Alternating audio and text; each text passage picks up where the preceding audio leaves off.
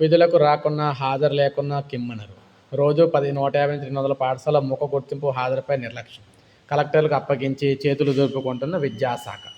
So, మొత్తంగా చూసుకున్నట్లయితే ప్రభుత్వ పాఠశాలలో విద్యార్థులు, టీచర్లు హాజరు నమోదు పక్కగా జరపాలని ప్రవేశపెట్టిన ముఖ గుర్తింపు హాజరు తూతూ మంత్రంగా మారింది. తొలుత కొంతమంది విద్యార్థుల హాజరు నమోదు కాని పరిస్థితులుండగా, 2 ఏళ్ల తర్వాత ఏకంగా పాఠశాల విద్యార్థుల హాజరు మొత్తం నమోదు చేయడం లేదు.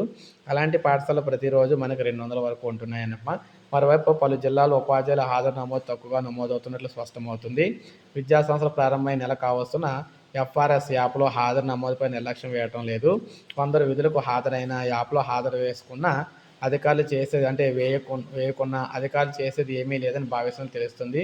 మరికొందరు అకస్మాత్తుగా సెలవు అవసరం వచ్చిందని సెలవు చీటీ రాసి ఉంచుకుంటున్నారు. ఫోన్ ద్వారా మనకి హెచ్ఎంకు సమాచారం ఇచ్చామని చెబుతున్నారు. వాస్తవానికి పలు జిల్లాల్లో కనీసం 5% మంది విధులకు డుమ్మా కొడుతున్నట్లు ఆరోపణలున్నాయి. మరికొందరు బడులకు రాకుండా అధికార పనులపై బయటకు వెళ్ళామని అక్కడి నుంచి హాజరు వేస్తున్నారు.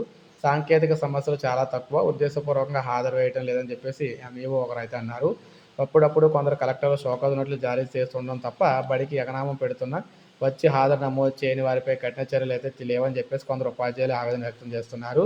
తాము కమాండ్ కంట్రోల్ సెంటర్ తరహాలో ఏర్పాటు చేసిన విద్యా సమీక్ష కేంద్రం నుంచి ప్రతిరోజు ఎఫ్ఆర్ఎస్ హాజరు పరిశీలించి జిల్లాలకు పంపిస్తున్నామని, ఆయా జిల్లా కలెక్టర్ల ఆదేశాల మేరకు డీఈఓలు షోకాజు నోటీసులు ఇస్తున్నారని చెప్పేసి అన్నారన్నమాట. సో, తెలంగాణలో ఈ ఉపాధ్యాయ ఉద్యోగులకు సంబంధించి ఇది ఒక బిగ్ అప్డేట్ అని చెప్పుకోవచ్చు. సో, ఇది అప్డేట్ ఒక లైక్ చేయండి, సబ్స్క్రైబ్ చేసుకోండి, మన ఛానల్ సబ్స్క్రైబ్ చేసుకోండి.